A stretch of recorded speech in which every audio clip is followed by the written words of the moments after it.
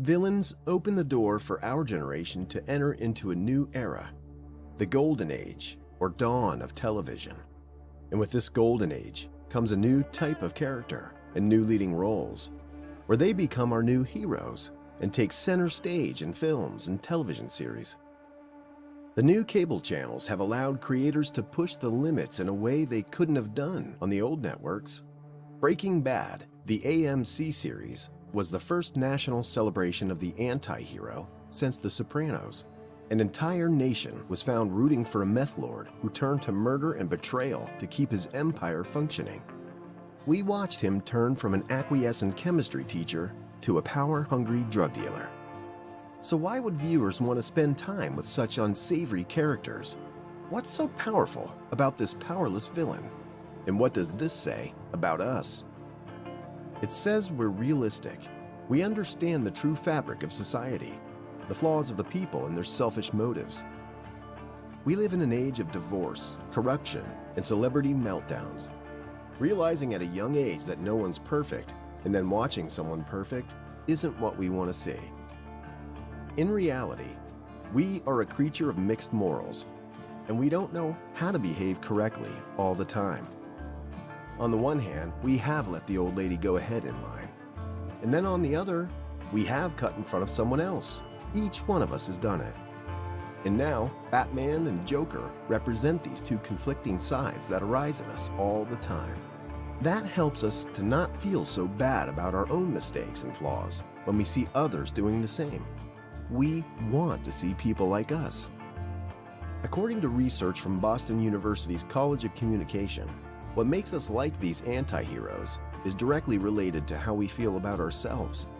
For instance, Walter White turned to cooking and selling crystal meth because he was diagnosed with cancer and wanted to leave some cash to his family after he passed. So in the case of Walter White, the chemistry teacher only took to meth dealing to provide for his family in a time of need. Though his actions were corrupt, his motives were pure.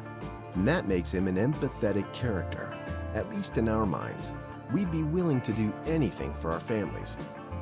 Empathy is one of the strongest human emotions, and when we see them week after week, that activates the same mental mechanisms as a friendship. Whereas in real life, we would turn a blind eye to a friend's moral flaws because we feel we have a connection to them. A study published in 2013 tested how character motivation influences how we feel about the character.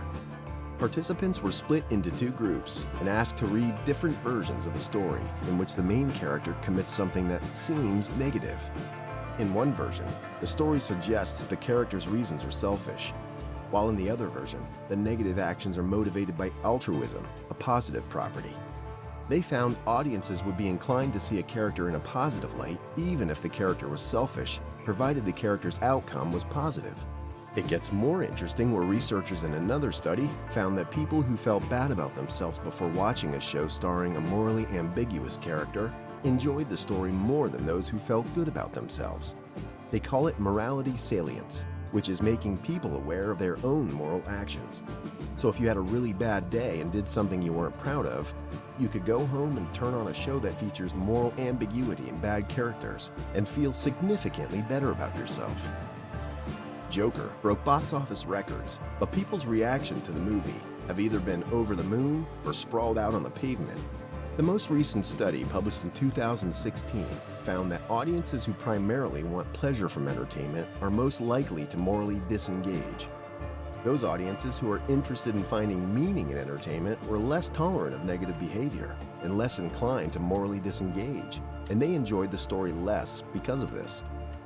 So if you show characters doing a morally ambiguous action, but you don't focus on the altruism behind it, or if the outcome is negative, you're not going to get people to like the characters or enjoy what they're seeing because they can't justify the character's actions.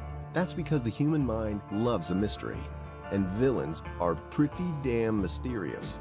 And this powerful curiosity makes us wonder about everything that baffles us. We basically know nothing about their origins or motivations, and that makes them thrilling.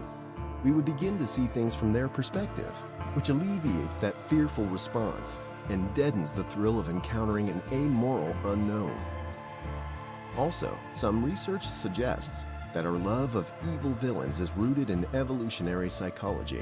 Sigmund Freud viewed human nature as inherently antisocial, biologically driven by the undisciplined id's pleasure principle, to get what we want when we want it.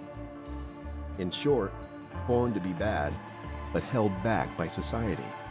Where research from Aarhus University in Denmark explains that in the early days of human civilization, humans living in small groups needed to weed out and punish those who didn't conform to altruistic or benevolent social norms.